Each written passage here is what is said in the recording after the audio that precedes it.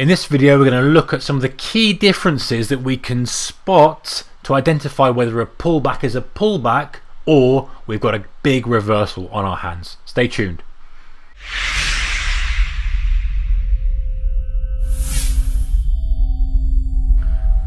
Hey traders, a very warm welcome to you. So the big thing that we want to know as day traders is, hey, market's pulling back. Is this a pullback that we need to be selling for a revisit of lows in the case of a downtrend, or do we have potentially a full-scale reversal on our hands?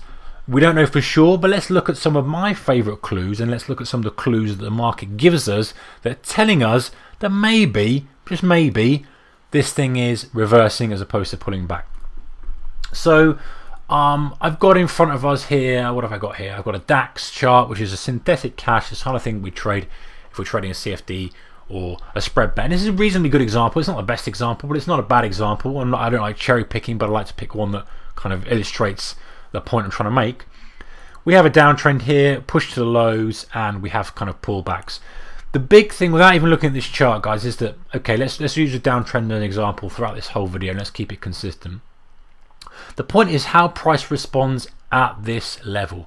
In other words, when it kind of looks for potentially more sellers as it pushes to highs, you know, what's the price response of that? Do sellers jump on it straight away, indicating that they think it's value in it, and it kind of, you know, is just an anomaly and they get straight back on it? Or is the price accepting? It's that price response clue that we're looking for.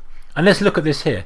You know, pullback here is kind of the deepest pullback we had in this downtrend, wasn't it? Pullback here. Price response was pretty much to hit it. Your price response was pretty much to kind of get on board it and push it to lows. And yes, we had a double top, and we will often, you know, get that kind of pattern. But we're looking for the case of it's not a reversal yet, because sellers are still hitting it. They're still kind of getting involved in it. However, you know, if we get a key level of resistance and then price consolidates above, to me, and I know this is a good example I'll show you in a second, but to me that is a real indication that, you know what, sellers have had enough of this for the time being. Buyers are prepared to pay a little bit more. You know, they're prepared to kind of pay up for it, and we may be looking at a reversal, or we may at least say to ourselves, hey, you know what, I'm not going to sell pullbacks anymore because the price has changed. And look at the characteristic change on it.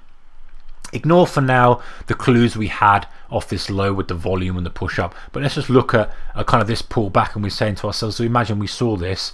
This to me is a big clue that this is not a pullback. You know, it's not a pullback. It's accepted that level too much. Sure, a spike above it. Here, to me, it's still a pullback. It's still fine. It's still a pullback. You know, it's a key level, and it's still exhibiting characteristics that suggest we're going to revisit lows. I don't think I would take it because third go, we've already had 2 goes. Personally, that's too many. But for me, it's still not a reversal.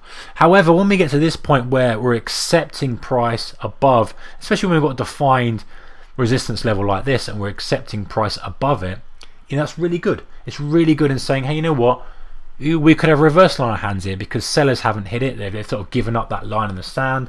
Buyers are prepared to pay up, and then as you can see, you know, subsequently in this example, we kind of did reversal, and we pushed right back up. And to me, that was the clue. And we've got to be careful we're not just hindsighting things here, but I see this pattern quite a lot. I see the fact that we attempt to push back up, but then when we consolidate, you know, the consolidation at a fresh level is the indication that potentially this is worth looking for a reversal trade, or at least saying to yourself, you know what, I just don't want to get involved in a pullback trade now. It's sort of exhibiting kind of things that, you know, isn't really saying it's a pullback trade. Because if you think about the nature of pullback, is supply demand is in imbalance, pushing in one direction. The case of a downtrend, lots of sellers coming in, really more aggressive on sellers. It comes back up, it advertises at higher prices. You know, those sellers perceive that as good value, and it gets pushed to lows. And if you think what happens actually at that area, whether that's a kind of 5-minute period, a 15-minute period, whatever, it's basically saying, hey, listen, sellers, you can get a better price than you could 30 minutes ago. What do you think? And if sellers are stepping in, even if it's slowly, they're saying, yeah, actually, no, it's a good value, and it's kind of grinding lower, it's a good clue that, you know, it probably is just a pullback, and eventually the momentum will build and we'll end up retesting the lows. But if, let's say, advertising at higher prices and sellers aren't really thinking it's good value, but instead buyers are thinking it is good value, and put in perspective that buyers an hour ago or half an hour ago had opportunities to buy it a lot lower, and this is a good example of the case here, and yet they're kind of stepping up still here and they're holding it above highs and they still perceive that as value.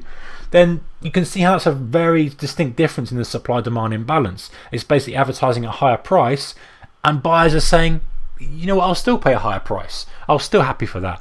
And these are the little clues that we can kind of pick up, especially on an extreme trend day or a definite direction day where we have that distinct pullback and we go, hey, is this a V-shaped reversal, is it going to hold? Now listen, it's not going to help us in these kind of moves where we're getting just sharp move in one direction, but when we have a systematic steady kind of move to lows, then it counter trend move, going to give us an idea whether we want to sell that for a revisit to lows, or we may look for a reversal or want to stand out. And that's all we can do, guys, as traders, is pick up the clues, have them as filters as part of our strategy and implement them as part of a broader kind of library of trading plays. Anyway, guys, comments below, let me know your thoughts on what you look at on pullbacks or extensions or continuations to see exactly kind of gauge the direction or potential likelihood of a trade working or not. Take care, see you in the next one, bye bye.